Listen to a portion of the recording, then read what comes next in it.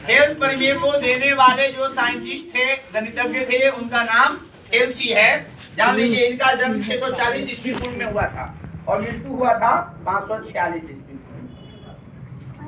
640 ईसा पूर्व मतलब before Christ जन्म हुआ था और मौत हुई थी 546 में। थ्योरम पहले लिखिए, थ्योरम क्या है। तो ये त्रिभुज के संबंध पर आधारित है। क्वेश्चन है, यदि किसी त्रिभुज की एक भुजा, यदि किसी त्रिभुज की एक भुजा, एक भुजा के समांतर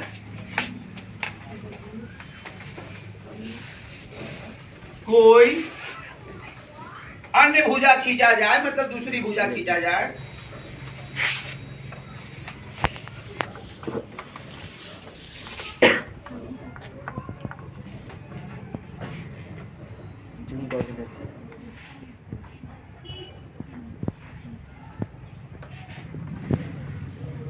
खींचा जाए दो अन्य बिंदुओं पर, दो अन्य बिंदुओं पर प्रतिच्छेद करती है,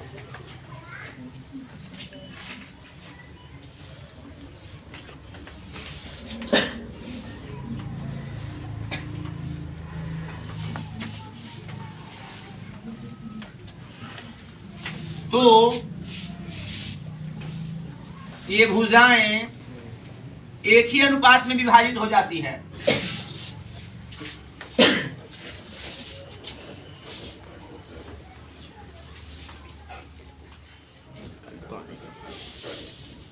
ये हो गया आपका थ्योरम, ये है आपका थ्योरम, जिसको हम लोग साध्य भी कहते हैं या परिमेय भी कहते हैं।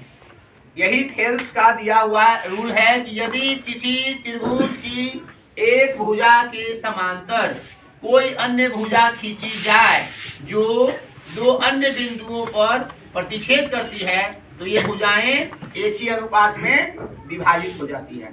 इसको उलट पुलट करके भी, आगे पीछे लिख करके भी, लेकिन इस बात का ख्याल रखना है कि अगर किसी त्रिभुज के एक भुजा के समांतर कोई दूसरी भुजा खींचा जाएगा तो वो भुजाएं आपस में एक ही अनुपात में विभाजित होगी। तो अनुपात वाला जहां पर आएगा तो हम लोग समझ लेंगे कि ये क्या है, थेल्स परिमेय है। तो आइए इसको हम लोग अब सत्यापित करते हैं। हाँ, क्वेश्चन आपको पूछेगा थेल्स परिमेय को लिख कर सत्यापित करें, या फिर ये परिमेय दे देगा और आपको सत्यापित करना होगा। या क्वेश्चन सिर्फ रहेगा यदि किसी त्रिभुज के भुजा के समांतर कोई अन्य भुजा खींचा जाए तो जो दो अन्य बिंदुओं पर प्रतिच्छेद करती हो, ये भुजाएं एक ही अनुपात में विभाजित हो जाती है, ऐसा रहेगा। या फिर रहेगा थेल्स परिमेय को लिखकर प्रूव करो। तो विशेष प्रतिज्ञा हम लोग क्या है, मान लिया, हम पहले भी बताए हैं कि स्टेप बाय स्टेप हम लोग थ्योरम को सिद्ध करेंगे। मान लिया कि त्रिभुज ABC, मान लिया कि ABC एक त्रिभुज है जिसके भुजा BC के समांतर, ABC एक त्रिभुज है जिसकी भुजा BC के समांतर DE खींचा गया है। अब यहां समझिए कि एक त्रिभुज आपका है ABC,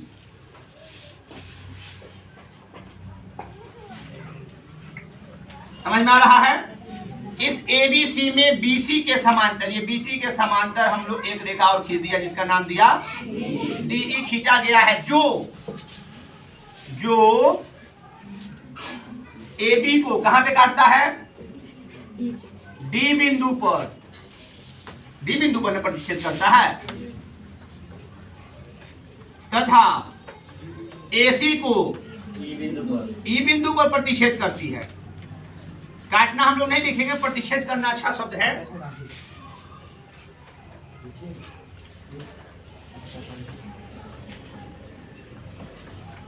ये हम लोगों ने माना। अब है कि हमें साबित क्या करना है, सिद्ध क्या करना है, रिजल्ट क्या लाना है। सिद्ध करना है कि अंग्रेजी में हम लोग रिजल्ट लिखते हैं या परिणाम हिंदी में सिद्ध करना है कि, तो हमें क्या सिद्ध करना है, हमें सिद्ध ये करना है कि AD ये भुज आपस में बटा BD बराबर AE बटा EC, यही बराबर होना चाहिए, यही हमें सत्यापित करना है। ये हो गया आपका बनावट या रचना। तो बनावट या रचना क्या होगा इसमें, तो हम लोग देख रहे हैं कि बनावट और रचना में हम लोग इसमें क्या करेंगे, गौर कीजिए।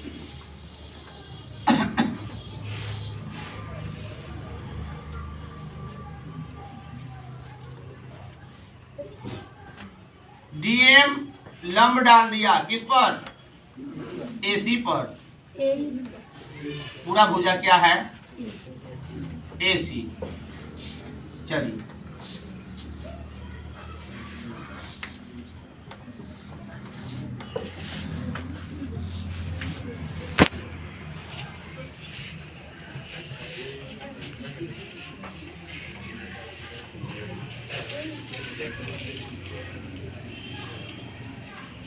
और EN लंब डाल दिया इस पर AB पर, कोई प्रॉब्लम।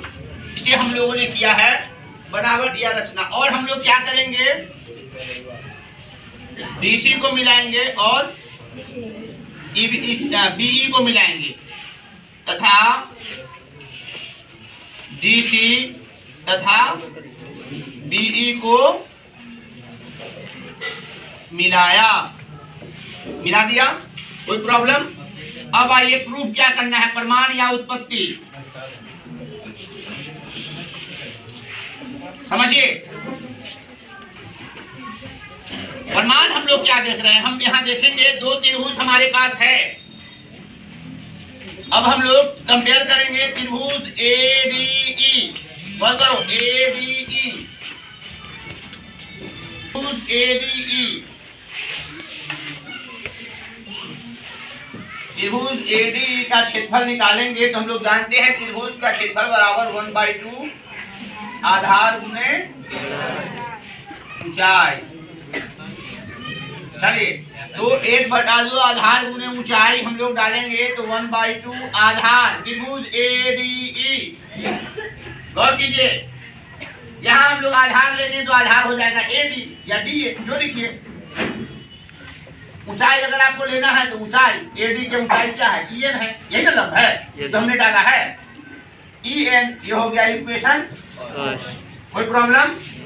चलिए अब त्रिभुज, इस त्रिभुज में हम लोग आते हैं, ये पूरा त्रिभुज हो गया बड़ा, ADE को हम लोग लिए हैं। अब छोटा त्रिभुज को लेंगे, तो नाच रहा BDE, ये देख रहे हो BDE नीचे वाले इसको, BDE का यहां भी यही फार्मूला होगा।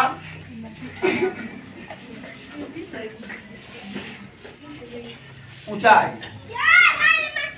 नीचे नहीं जा रहा, इसलिए खड़े मत होइए। 1/2 आधार हो जाएगा आपका, BDE में आधार क्या होगा, बोलिए। BDE में आधार क्या होगा,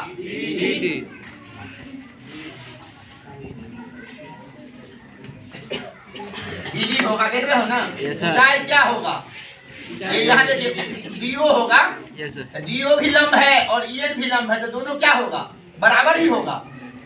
तो आधार के बदले में हम लोग डालेंगे BD और यहाँ डालेंगे हम लोग DO के बदले में क्या डालेंगे, EN। एक नहीं समझ में आ रहा है, ये DO इसका क्या है, लंब है, और ये भी लंब है, दोनों का लंब क्या होगा, बराबर, इसलिए हम लोग डालेंगे EN। कोष्ठ में दे देते हैं DO बराबर N होने के कारण। और ये हो गया इक्वेशन 2। चलिए इक्वेशन फर्स्ट तथा सेकेंड से दोनों को तुलना कीजिए। हाँ त्रिभुज ABC का क्षेत्रफल बटा त्रिभुज BDE का क्षेत्रफल अनुपात करेंगे तो त्रिभुज ABC का क्षेत्रफल हो जाएगा आपका जो हम लोग डाल रखते हैं 1/2 into AD into EN upon इसका हो जाएगा 1/2 इंटू क्या है BD इंटू EN से EN कट जाएगा 1/2 से 1/2 कट गया AD बटा बीज equation second third write down दो और समीकरण 1 से अब हम लोग इक्वेशन शुरू करेंगे। अब यहाँ देखिए ये तो हो गया। अब हम लोग देखेंगे ट्रायंगल ADE का क्षेत्रफल हम लोग पुनः निकालेंगे। एक बार निकाल चुके थे फिर अब निकालेंगे तो इसमें क्या फर्क आएगा फर्क 1/2 आधार इंटू ऊंचाई हाइट आधार बदल दूंगा मैं। त्रिभुज ADE का आधार उस समय हम लोग लिए थे कौन सा AD अब हम लोग लेंगे आधार AE। उस समय ऊंचाई हम लोग लिए थे EN तो अब ऊंचाई लेंगे DM। समझ में आ रही है बात? Yes sir. इस ऊंचाई और इस आधार से निकालेंगे त्रिभुज। अब इस त्रिभुज का क्षेत्रफल निकालेंगे। इसका तो हम लोग देख लिए थे BDE का आ गया था। अब हम लोग करेंगे DEC का इसका त्रिभुज DEC का क्षेत्रफल बराबर 1/2 इसका भी वही फॉर्मूला होगा आधार इंटू हाइट। आधार ध्यान दीजिए इस त्रिभुज में DEC में आधार हो जाएगा EC और ऊंचाई क्या हो जाएगा ऊंचाई देखिए DM ही होगा इसलिए DM होगा कि ऊंचाई इसका ऊंचाई हो जाएगा OE जो DM के बराबर है।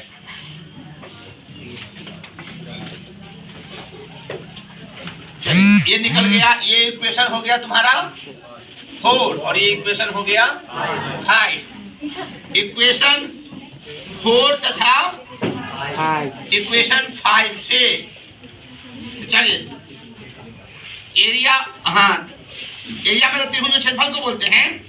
अब त्रिभुज ADE अपॉन एरिया ऑफ त्रिभुज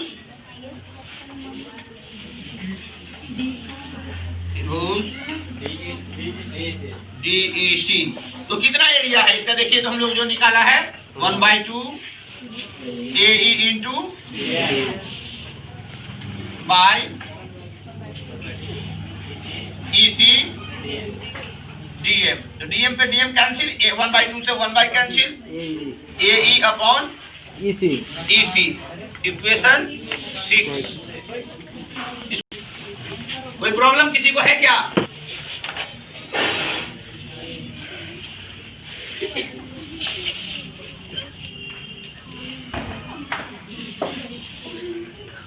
चलो हो गया। ये आपका हमने निकाल दिया AE अपॉन EC को। अब हम लोग क्या करेंगे अब देखिए त्रिभुज गौर कीजिए त्रिभुज हम लोगों जो निकाला है कौन त्रिभुज निकाला है BDE त्रिभुज BDE तथा त्रिभुज ये है आपका DEC C का